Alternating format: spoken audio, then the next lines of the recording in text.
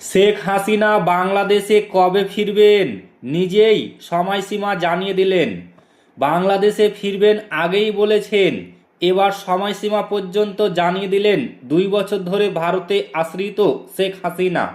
বাংলাদেশে বৈষম্য বিরোধী ছাত্র আন্দোলনের জেরে হাসিনা নেতৃত্বাধীন আওয়ামী লীগ সরকারের পতন হয়েছিল 2024 সালের অগস্ট মাসে।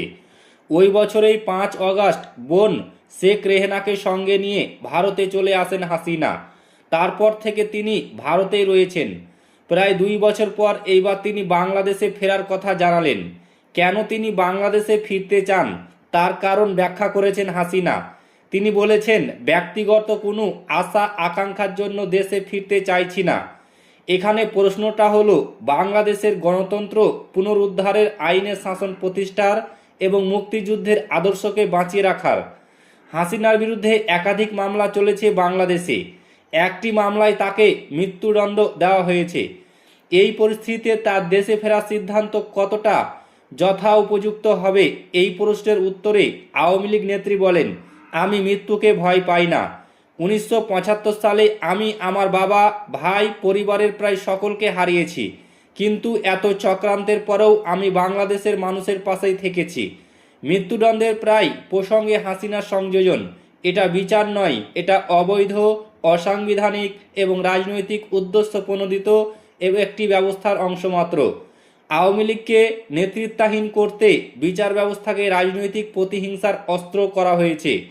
শীর্ষ নেতৃত্বের অনুপস্থিতি, সরকারি নিষেধাজ্ঞার পরেও আওয়ামী লীগ জনসমর্থন ফিরে পাচ্ছে বলে দাবি করেছে হাসিনা। তিনি বলেন, আওয়ামী লীগ কোনো কাগুজে সংগঠন নয়। এই দলকে বহুবার আঘাত করা হয়েছে, বহুবার নিষিদ্ধ করা হয়েছে, কিন্তু প্রত্যেকবার মানুষের ভালোবাসাকে সঙ্গী করে আওয়ামী লীগ ঘুরে দাঁড়িয়েছে।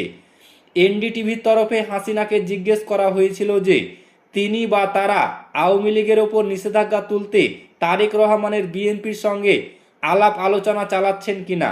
জবাবে হাসিনার বিএনপির সঙ্গে গোপন বোঝাপড়া তত্ত্ব খারিজ করে দিয়ে বলেন, আওয়ামী লীগ কারো রাজনৈতিক অনুগ্রহ চায় না।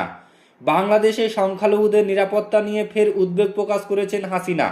তার অভিযোগ, মোহাম্মদ ইউনূসের নেতৃত্বাধীন অন্তর্বর্তী সরকারের মতোই বিএনপি সরকার সংখ্যালঘুদের উপর অত্যাচারের বিষয়টি অস্বীকার করেছে।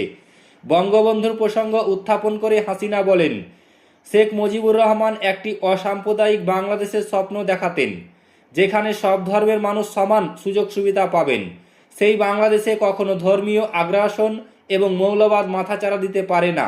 তো ফ্রেন্ডস, এই ছিল আজকের বিগ ব্রেকিং নিউজ। ভিডিওটি ভালো লাইক করবেন, শেয়ার করবেন এবং ফেসবুক পেজটিকে অবশ্যই ফলো করে নেবেন।